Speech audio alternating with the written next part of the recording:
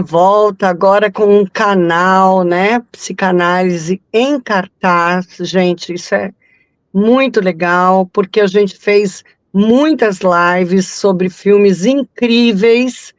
E se a gente não conseguir recuperar essas lives para colocar aqui no canal, nós vamos estar refazendo muitas dessas análises, porque, na verdade, a gente fez filmes como Coringa, A Bela da Tarde, vai me ajudando aí, Preciosa,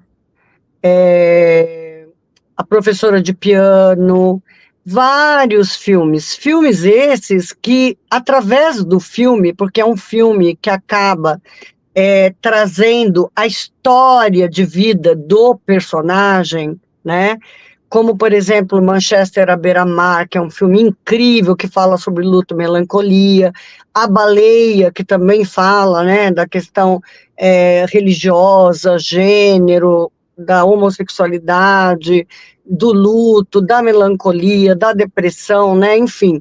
Então, a gente foi abordando temas através dos filmes incríveis, pegando livros do Freud, ou entre outros, né, e trazendo aqui, olha, nós estamos usando tal livro para embasar essa análise e tal. Então foi muito legal, e a gente vai continuar aqui agora nesse canal do YouTube, Psicanálise em Cartaz, tá? Bom, hoje a gente está trazendo uma análise de um filme, mas não só, a nossa análise não é baseada no filme, porque o filme em si, ele não nos dá condições de chegar à estrutura psíquica do, na verdade, personagem, mas, na verdade, é uma pessoa que existe, né? Que é o Francisco, né?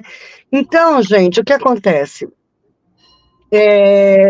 Nesse filme não aparece a infância, né, do Francisco.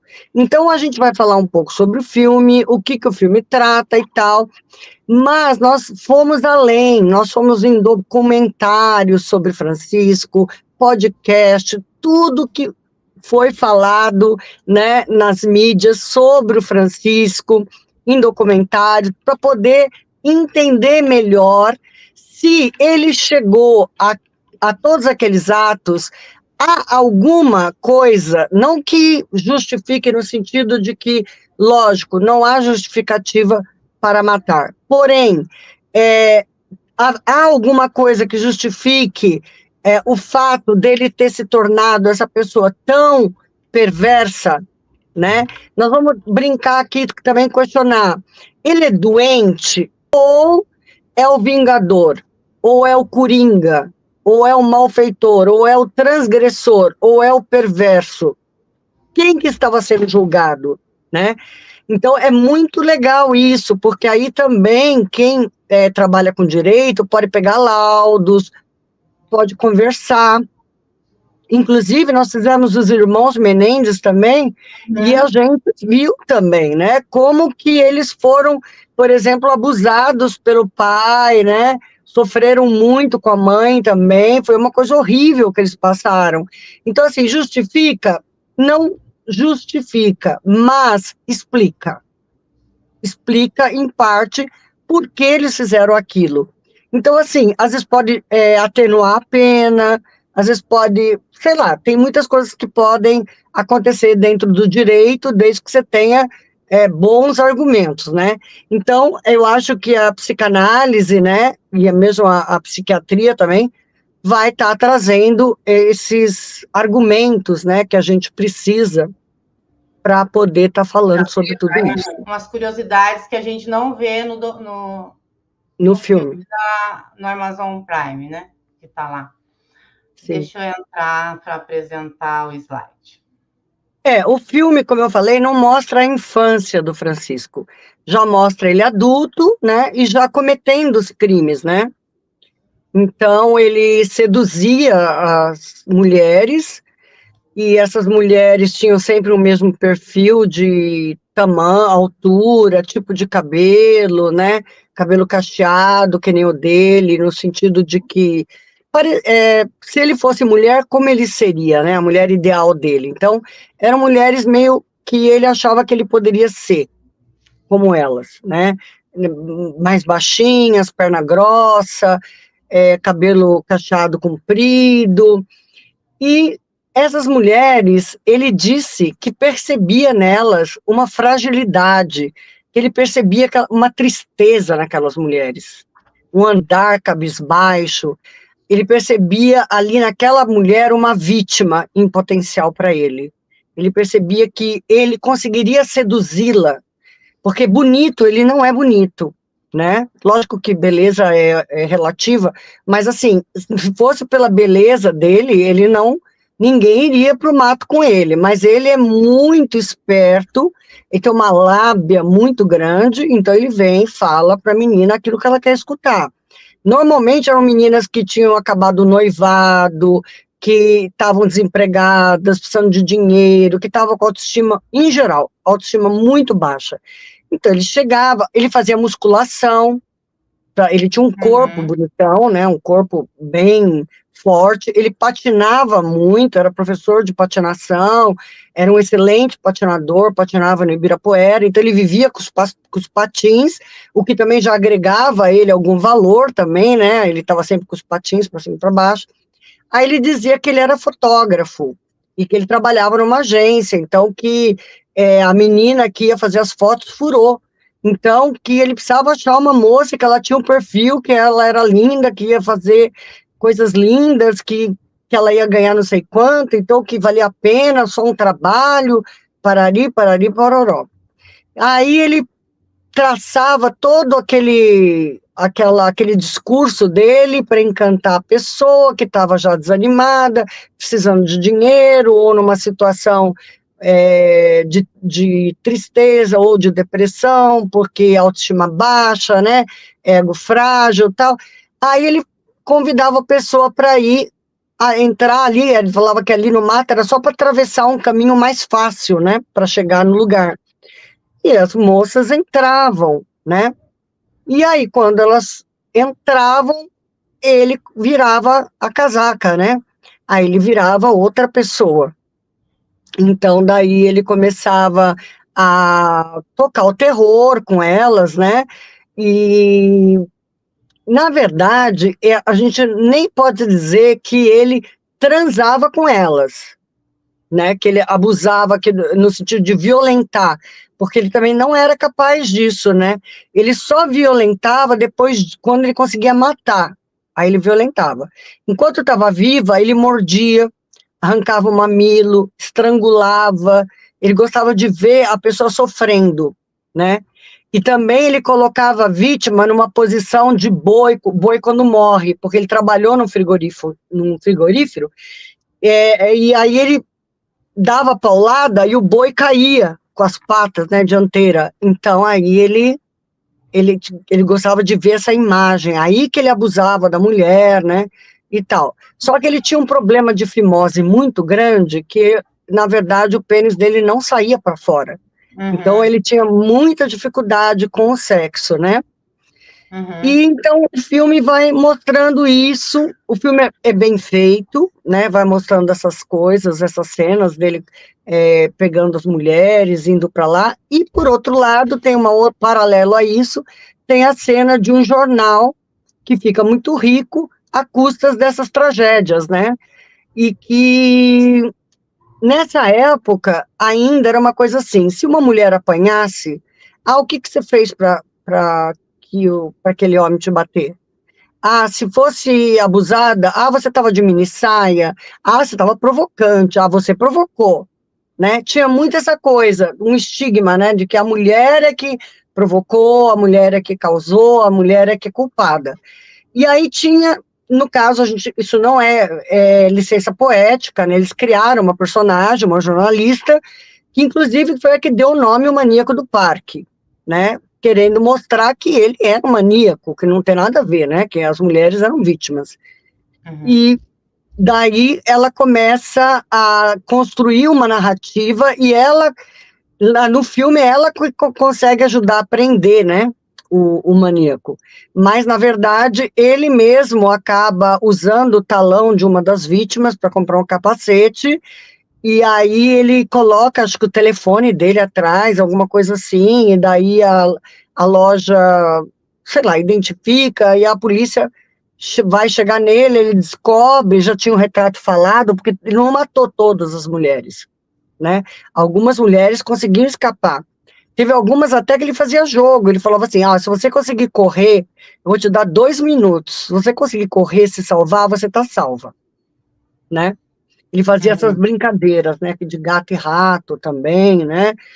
E então algumas se salvaram. Então tinha retrato falado, mas era muito difícil uma pessoa chegar, né, na polícia e falar, olha, eu fui pro mato e com maníaco e aconteceu isso, né?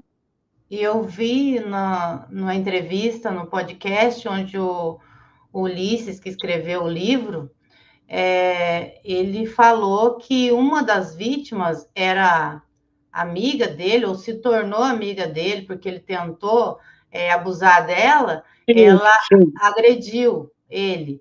E sim, depois ela foi cúmplice dele, futuramente. sim. Então, de vítima, ela passou a ser cúmplice. Não, mas isso não aparece no filme, né? Não, isso não Então, eu tô aparece no assim, filme. resumidamente, falando do filme só, para a gente entrar nessas outras, nessas outras, no livro, podcast, documentário, tudo que a gente estudou, né, sobre o caso do maníaco. Então, assim, no filme é isso, né? Ele vai ser pego através dessa jornalista, né?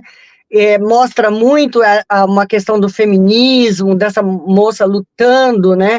Dentro de um jornal machista, para mudar a manchete, para ela assinar a manchete, assinar a capa, porque eram tempos bem machistas mesmo, né? Até hoje, mas era pior, né? Então, isso, na verdade, é o filme, é bem feito, eu adoro esse ator, ele é ótimo, eu acho que ele fez muito bem, né, o filme. Agora, vamos entrar agora nessa questão de outra, porque só com isso a gente não consegue dizer, a gente pode dizer assim, ele é um psicopata, mas isso é do âmbito da psiquiatria, né? Então, se você quer provar que, ele é psicopata, né? Digamos assim, ele é um psicopata. O que é um psicopata? É uma pessoa que já nasce com uma estrutura cerebral com um funcionamento diferente. Então, a estrutura límbica, né, das emoções não funciona. Então, ele não sente remorso, ele não sente pena, não sente empatia pelas vítimas, ele não sente. Então, isso é do ponto de vista psiquiátrico. Só que, assim, existem psicopatas, inclusive eu estou seguindo uma moça que é psicopata, e que ela fala, olha, eu quero quebrar esse estigma da psicopatia, eu tô vindo aqui, tá certo, para mim é difícil, você me conta uma história triste, é difícil para eu sentir empatia por você, é difícil para eu te entender, é difícil para eu sentir, né, mas ela não mata ninguém, compreende? Há uma ponte entre você ter problemas, né, de psicopatia e você ser um assassino. Nem todo psicopata é assassino. Aliás, eu acho que a maioria não é, né? Então, assim, tem muita gente, por exemplo, tem muito psicopata que está aí no governo, na presidência de países, né? Que fala, mas eu vou roubar a merenda. Aí você fala, mas você vai roubar a merenda, as crianças vão ficar sem comer. Dane-se, eu quero construir minha casa. Ou, por exemplo, psicopatas do tipo, rouba todo o dinheiro que vai para o hospital. Vai morrer muita gente. E, indiretamente, ele vai ser causador da morte, né? De muita coisa ruim. Mas ele é um psicopata, mas ele não necessariamente ele foi lá e deu um tiro, né? Indiretamente ele pode fazer o mal. Bom, então só para ficar uma grande diferença em que a questão, porque ele é psicótico ou ele é apenas um psicopata. Por exemplo, psicótico, para ser psicótico, ele teria que ter um mundo à parte da realidade. E o mundo dele era a nossa realidade, né? Ele sabia exatamente o que falar para as vítimas, qual era a realidade mental delas, como chegar nelas, o que fazer. Ele trabalhava, ele compartilhava, né, a realidade com as pessoas e tal. Bom, Então, assim, psicótico, que tinha delírios e surtos, ele não tinha. Ele não delirava, ele não surtava. Por mais que ele tivesse essa pulsão, né, que vinha, que ele falava que era o inimigo que tomava conta dele, e que vinha aquele desejo, né, aquela vontade de matar, de fazer tudo aquilo com aquelas mulheres, mas ele não é um doente, digamos assim, um doente mental. Talvez um tipo de, né, a gente vai chegar à conclusão que ele está mais por uma estrutura, porque mais por uma estrutura perversa. Quer falar do Barqueiro? Só para a gente lembrar das estruturas com relação ao complexo de Édipo ou a função paterna em Lacan. Então, qual é a diferença? É a diferença entre um neurótico, um psicótico e um perverso, né? Só um porém, o neurótico, ele pode até ter um desejo perverso, mas ele não realiza o ato. Sim. Né? Ele não goza realizando o ato. Ele pode ter, mas ele vai recalcar esse desejo e não vai cometer o ato. O psicótico, ele não consegue, ele não consegue se inscrever na metáfora paterna, ele não consegue entrar no mundo simbólico, aceitar a lei, porque ele não consegue, ele está proscrito, ele está exilado daquele mundo. Então, o que acontece? Ele cria uma outra realidade, uma realidade paralela, onde ele vai ter delírios, onde ele vai ter alucinações, né? Principalmente quando ele tiver porque muita gente tem psicose, mas não está desencadeada, né? Não está com um surto. Mas tem gente que tem psicose com surto. E tem neurótico, inclusive, que tem surto psicótico também, né? Quando a neurose é muito grave. Mas aí chega a ter surtinho. Só que o surto de um psicótico é mais comum, é mais recorrente e é mais grave, né? No sentido de que ele realmente fica fora da realidade, tá? E já o perverso, ele não vai resolver esse conflito edipiano. Ele não quer saber disso. Ele vai denegar a lei, ele vai denegar a função paterna, não aceito, né? E ele vai transgredir a lei. Ele vai transgredir. E a gente vê que é isso que o Francisco faz. Na metáfora do barqueiro, o neurótico, ele vai negociando, né? Ele vai negociando com o barqueiro. Exatamente. O neurótico negocia o desejo o tempo todo. Peraí, eu desejo, mas eu não posso. É isso. Eu desejo, mas isso não vai ser bom para mim. Uhum, então eu recalco, né? Ele fica negociando. O psicótico, ele chega lá, ele já não encontra o barqueiro, né? Ele não encontra. Ele não encontra, ele procura... Ele fica perdido, ele fica sem uma bússola. Exatamente, ele não encontra. E o perverso, ele chega lá e mata o barqueiro. Então, Só lembrando agora aqui, o perverso vai matar o barqueiro. Uhum. Ele vai transgredir, né? Agora que você falou do psicótico, eu lembrei daquele filme do psicótico. Tem uma coisa muito importante aí no triângulo familiar, que acontece o seguinte, que a criancinha, ela não tem nem eu, ela é o outro, ela é a mãe, ela não se vê, ela ainda nem quando ela, com 6 meses, se vê no espelho, ela ainda vai achar que é uma outra pessoa. Então, ela não tem contorno, a criança. Ela vai olhar para a mãe e achar que ela é uma extensão da mãe, né?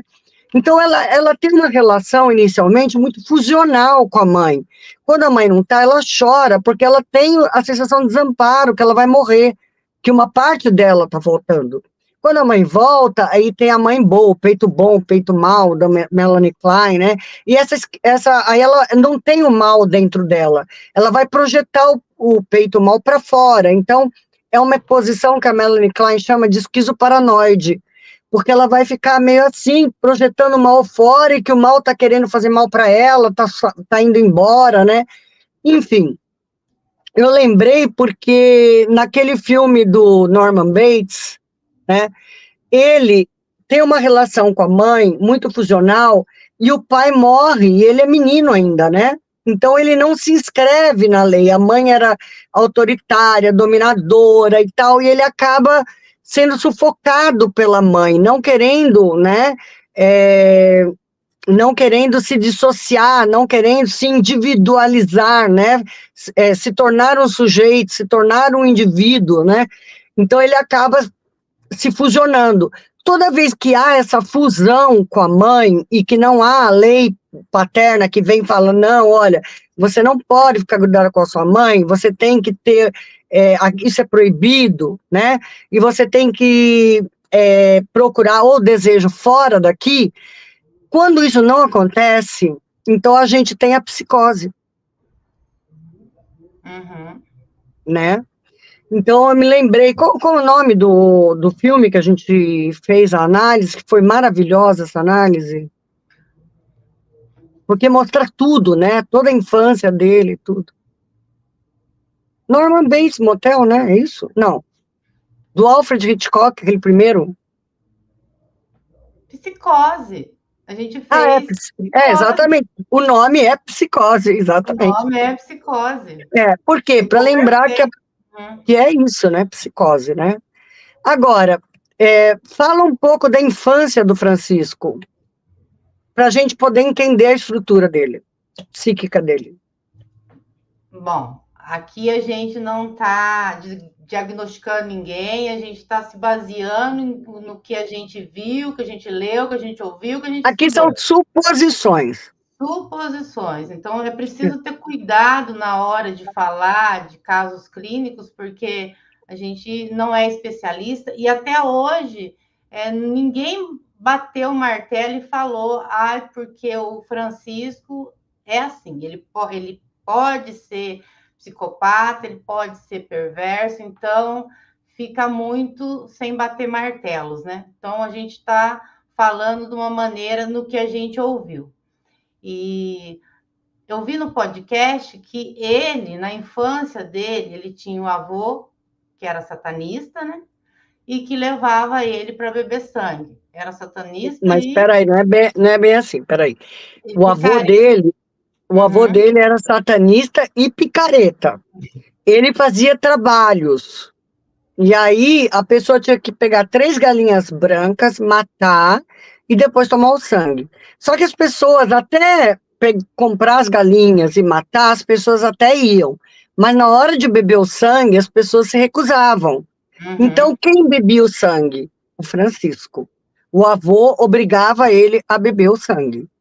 Então, a gente fica imaginando, né, como que deve ser a infância de uma criança que foi deixada, a mãe deixou, foi embora, né, com os outros 2 filhos, ele era o filho do meio, e ele ficou com o avô, que era satanista, e que, imagina, né, na cabeça dele, inclusive no discurso do Francisco, a gente escuta muito ele falando, porque o inimigo me atentava, né, porque o inimigo, justamente, né, no satanismo tem muito essa questão do inimigo.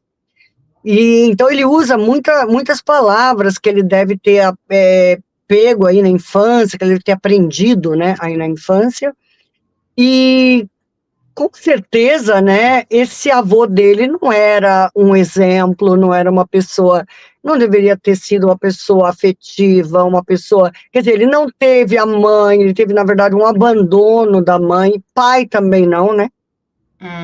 Não teve pai. Não teve pai. Ele foi deixado com o avô durante muito tempo, né?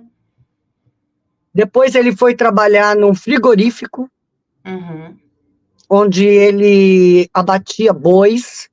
E, gente, eu não sei se alguém já viu um abate aqui na vida, né? Mas é uma coisa horrível, é pior que filme de terror. É a realidade ali, nua e crua, na tua cara, para você nunca mais querer comer carne na vida, né? Então, eu acho assim que o fato dele ter trabalhado ali, o fato dele ter matado e ver os bois caindo, assim, né, com as patas dianteiras e a cabeça baixa, assim, eu acho que é uma coisa horrível, né? Eu acho que ele ainda sendo talvez um adolescente, ali já ter passado por tudo que ele já passou, depois de passar por mais essa experiência, né? E daí acho que ele resolveu ir embora para São Paulo, né?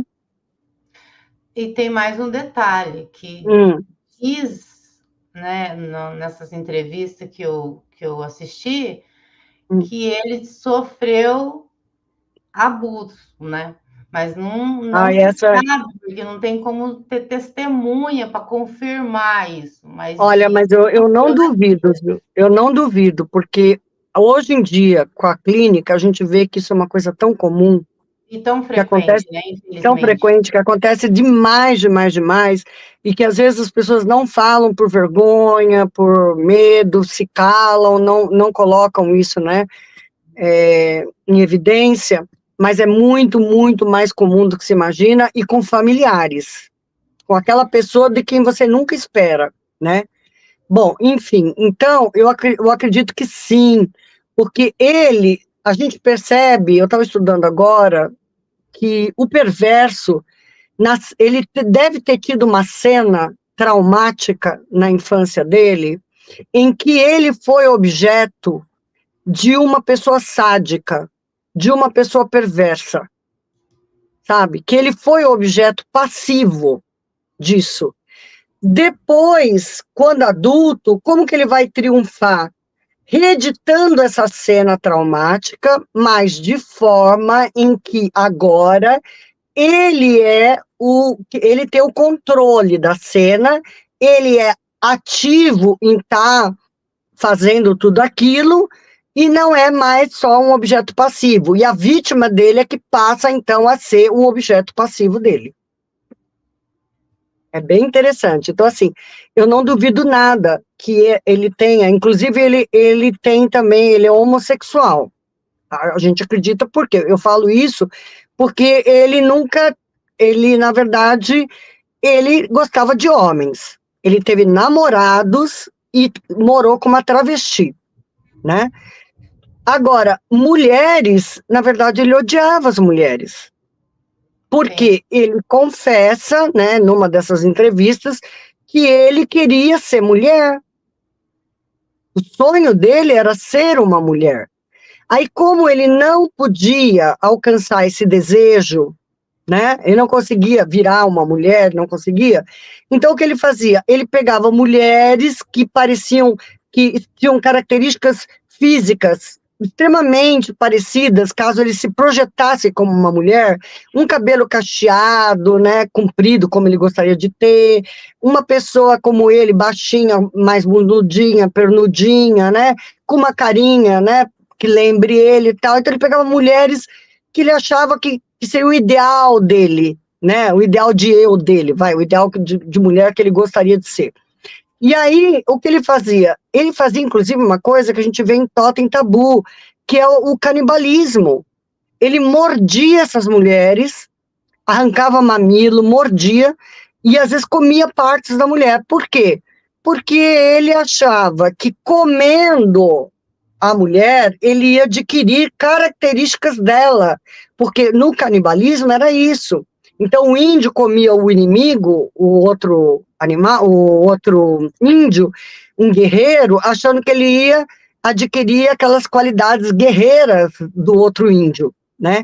Então isso já vem, né, de muito tempo. E aí é uma coisa tão primitiva e o Francisco faz isso, né? Ele é quase um canibal, né? E também ele passa vergonha, ele não consegue fazer o ato sexual direito, né? Então porque acho que ele nem gostava de mulher, né? Ele gostava, na verdade, a hora que ela estava morta, numa posição de boi ali, como se estivesse com as patas caídas, a cara para frente, ele punha a mulher naquela posição, né? E aí ele talvez estuprasse, né? Mas ele tinha muita dificuldade, porque ele tinha uma fimose horrível, que não saía nem para fora o pênis dele, e tinha um cheiro horroroso. Isso a gente foi descobrir em documentários, livros e podcasts e entrevistas que fizeram com eles, né? Com ele, jornalistas fizeram com ele e tal. Mas a gente vê que tem muito ódio dele, né? Existe um ódio aí. É quase como um E na prazer questão, da sim, vingança, né? sim, e na questão dele ter a fimose, era algo quase que genético, porque os irmãos também tinham, né? Então, mas por que ele não foi operado, né? Pois é, ele era o filho do... Por que a negligência da mãe em relação a ele? Exatamente. A mãe operou os dois dos três, né? Mas ele, a mãe não operou. E Sim, como você comentou também um pouco antes, ele nunca ninguém foi visitá-lo na cadeia. sim, exatamente. Nenhum parente foi visitá-lo. Então, assim, parece mesmo que ele era uma pessoa assim que a família não gostava, né? Foram embora a mãe com os outros filhos e largou ele com o avô. É um abandono, né? Um abandono. É um abandono, né? Eu acho assim, eu não estou querendo Não estamos falar, justificando, né? nós estamos justificando, ele é um assassino frio, ele mata, se ele for solto, ele vai voltar a matar, na nossa opinião, ele vai voltar, porque ele não controla os impulsos dele, e até porque ele não tem essa coisa da metáfora paterna, da lei introjetada, ele não tem. Então, se quem não tem a lei introjetada, pode transgredir, porque não sente, ainda mais que ele também tem uma base de psicopatia aí, ou seja, não tem sentimentos, então ele vai realmente fazer isso porque dá prazer. Ele conta que ele tinha prazer até depois de tudo, porque ele relembrava cada pedaço de cena do que ele tinha feito e ele se masturbava muito e gozava muito com isso. Então, assim, é o gozo do Francisco, né? O gozo dele estava nisso, né? Como dá para acreditar que ele vai parar? E Uma outra, pessoa que ele não tem recebeu controle. durante... O que ele recebeu de atendimento durante todo esse tempo que ele está lá? Nenhum, né? Não, a cadeia serve para deixar pior ainda, né? Então, ele não foi analisado devidamente, acompanhado devidamente. Você não quer ler os posts?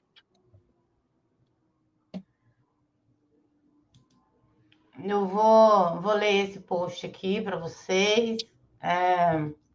O comportamento do maníaco do parque. Nesse contexto, o comportamento de Francisco pode ser interpretado a partir de três conceitos centrais: pulsões, né, que é a estrutura psíquica, e o recalque, que até o nosso amigo que está assistindo aqui, o Daniel, relatou, né, que é reprimido, realmente. E a pulsão e o prazer e o sofrimento alheio. As pulsões são formas primordiais que movem o sujeito, Se a dívidas gente, as divididas em pulsões, pulsões de vidas, na pulsão de vida, que é o Eros, e a pulsão de morte, que é o Thanos, que nele, o que havia de mais era a predominam. pulsão que dominava é a pulsão de morte, né? O Thanos, né? No caso dele, ele tinha o sadismo também, né? Que reflete a manipulação, a violência com que ele atingia as vítimas, ele não abordava as vítimas com violência. Mas eu acredito que essa estrutura que ele tem de sadismo e tudo, é essa coisa dele repetir uma cena, provavelmente, que ele tenha sido abusado, que ele tenha sido passivo, objeto, né? Até ter que beber, já é uma violência ter que beber um sangue. Meu Deus, é uma coisa horrível, uma violência muito grande, né?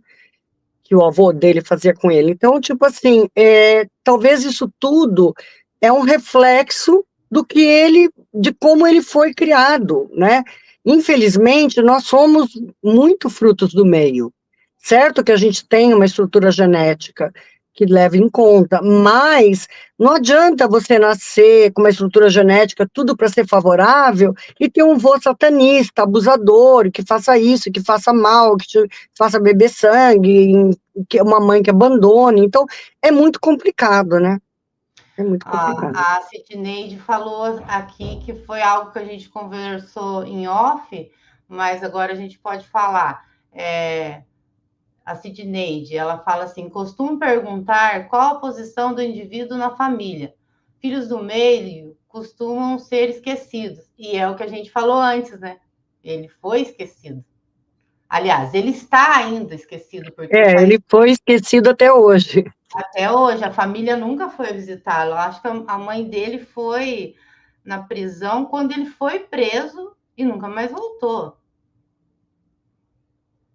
Inclusive perguntaram para a mãe dele, né, se achava que deveriam soltar, né, soltá-lo, e ela disse que não.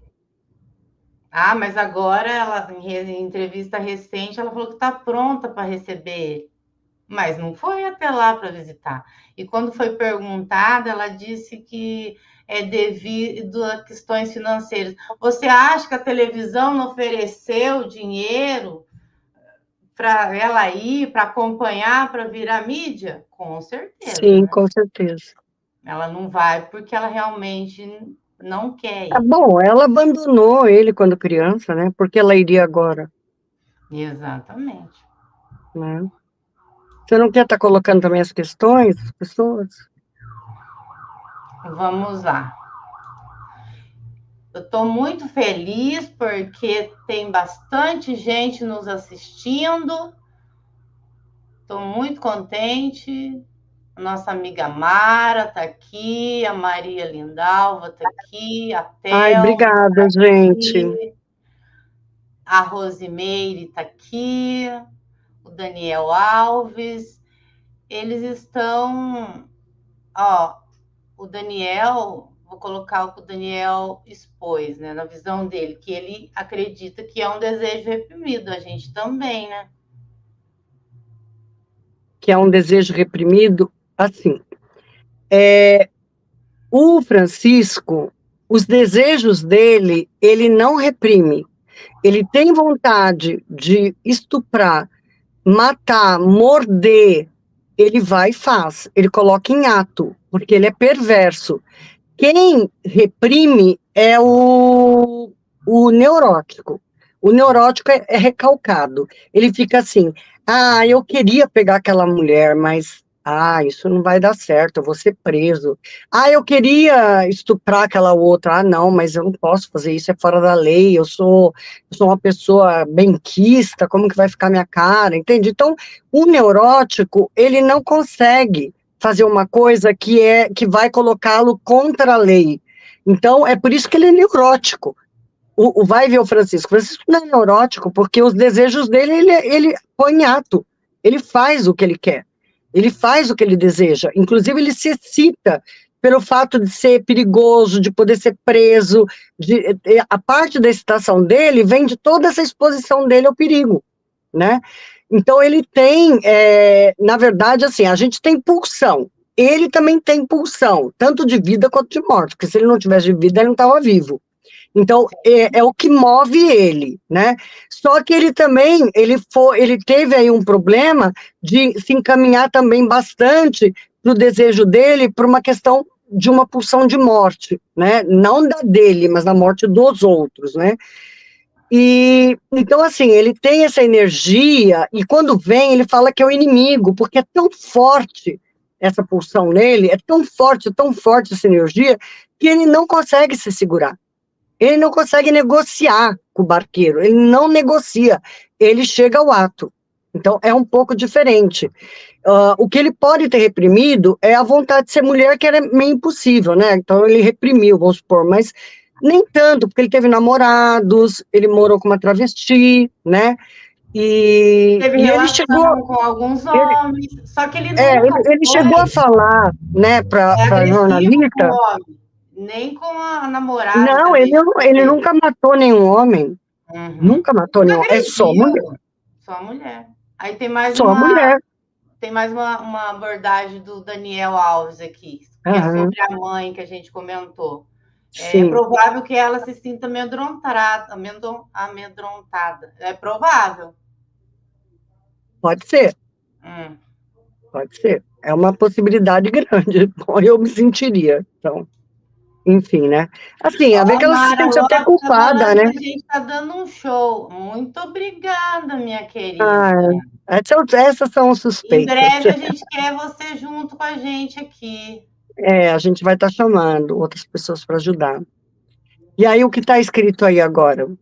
Vou colocar aqui.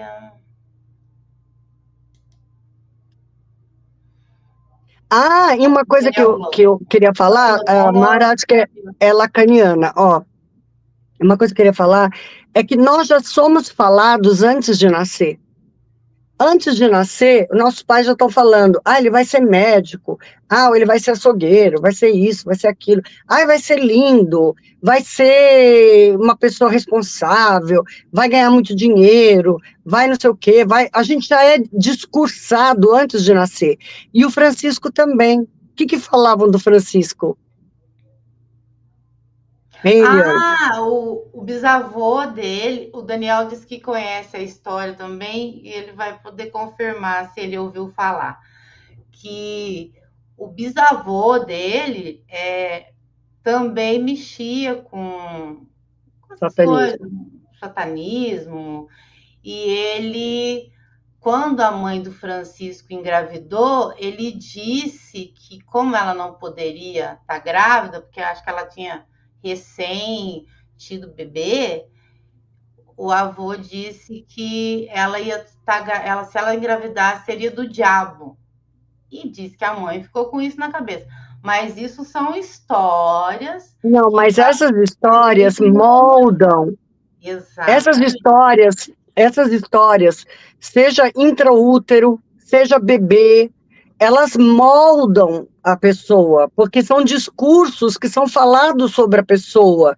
Então, por exemplo, são etiquetas que são colocadas. Você é filho do diabo. Ele deve ter ouvido que ele era filho do diabo. Seu bisavô falou que você era filho do diabo. Entendeu? Então, ele vai ficar com isso na cabeça. Entendeu? Então, isso aí vai ajudar a moldar a estrutura psíquica dele. De quem sou eu? Eu acho que eu sou filho do diabo, né? Entendeu? Então, é importante isso. Então, O que mais aí? vamos lá, mais um slide. Aí, a pulsão, a repetição que ele tem também, né? Mas aí é o seguinte, é repetição da cena traumática. Aí ele vai repetir, e ele tem essa compulsão. Leia. Deixa eu ler. Na visão do Freud, a pulsão, a repetição, como a tendência do sujeito a repetir certos comportamentos. O comportamento que ele começou a repetir foi, né, atacando as mulheres e matando elas. Mas isso que eu fiquei pensando, traz sofrimento para ele, no caso do maníaco padrão dele, que era meio que ritualístico, né? Usado para atrair e subjugar suas vítimas, pode ser entendido como uma expressão dessa pulsão, indicando uma tentativa inconsciente de controlar seus conflitos internos por meio do domínio do outro. Faz muito sentido. Você quer dar uma explicação agora? Então, foi aquilo que eu falei, né? Que como ele na cena traumática infantil, ele foi objeto do sadismo alheio, ele foi objeto passivo, para ele triunfar na fase adulta, ele tem que se transformar ele próprio, transformar essa cena em ele próprio agora, o transgressor, o sádico, e fazer de uma outra pessoa um objeto e sua vítima. Então é isso que ele vai fazer para resolver esse conflito. Ele vai deixar de ser um objeto passivo para ser um objeto, para ser um sujeito ativo dessa situação, dessa cena que ele cria, onde vai ter um objeto que vai ser o objeto que vai sofrer o ódio dele, o ressentimento dele, a raiva dele. Agora a gente pode abrir aqui, se vocês têm alguma pergunta, se vocês têm alguma coisa para acrescentar. A gente está chegando no finalzinho, então a gente vai esperar para ver se vocês têm algo para contribuir conosco. Até queria colocar que nas outras lives a gente pôde falar muito mais, né? Porque tinha toda a infância, né? Que nem Monster, né? tinha toda a infância, tinha muitos dados para a gente trabalhar. No Maníaco do Parque, a gente teve que pegar em paralelo, né?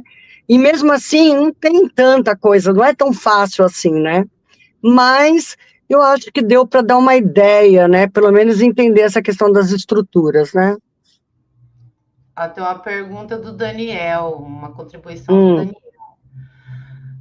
E segundo relatos, ele repetiu o ato, mesmo com a vítima morta. E tem uma coisa interessante que eu ouvi, que no julgamento, um dos promotores não foi encontrado sêmen nas vítimas. Não. Aí, quando ele foi perguntado, ele falou assim que ele não queria deixar nada dele com elas. Olha a megalomania dele aparecendo, né? Uhum. E também, porque ali também ele está como um agente, não como objeto. O objeto, ele não quer nem contaminar, né? Não quer se contaminar. E ele não tinha sexo com as vítimas, ele tinha só depois de morta. E mesmo assim... Só era necrofilia, na verdade. Depois que ele matava, que ele tinha sexo, mas não sei também se a fimose permitia, né, como que era. Eu acho que ele sentia muita dor, né? Eu imagino, por isso que a relação, talvez, dele querer matar as vítimas era do sofrimento que ele tinha.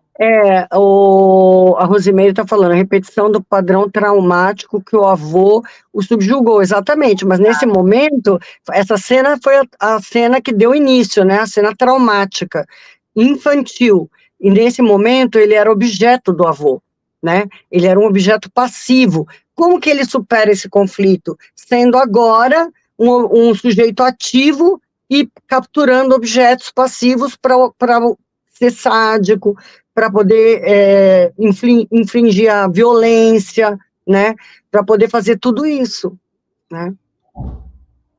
É isso mesmo. Bem interessante. A Sidneide. Fico me perguntando, se ele fazia sexo com os corpos dela, será que também não fazia com os animais abatidos? Olha, eu também, sabia que eu também me perguntei isso?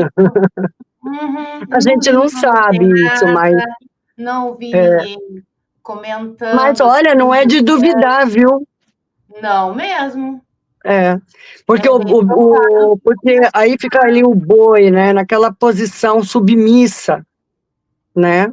Já ele gosta de necrofilia, é doido, né, gente? Doido que eu quero dizer, não doido de psicótico, doido de fora, né, fora da casinha, né, num certo sentido, né, porque, na verdade, a gente sabe que a sexualidade, por exemplo, da criança é polimorfa, né, então, digamos, meio perversa. Por quê? Porque não é o fim dela, ainda não está na maturação, não é o ato sexual para gerar filhos, ou seja, ou para ter prazer, enfim, não é aquela finalidade, né, ela pode ter prazer com a boca, ela pode ter prazer com a mão, ela pode ter prazer em qualquer lugar do corpo, todas as regiões são eróticas, né, então por isso que Freud fala, né, dessa sexualidade polimorfa, né, perversa da criança. Porém, né, ele tinha essa coisa do destino da pulsão dele, o objeto, né, final, podia ser qualquer coisa, porque podia ser uma mulher morta, né, o canibalismo, nós não falamos. Quando ele mordia, ele queria, quando ele comia, inclusive, mordia, mastigava pedaços da mulher, ele comia o mamilo, etc e tal, a gente viu lá em Totem e Tabu isso, né, que ele queria o quê? Ele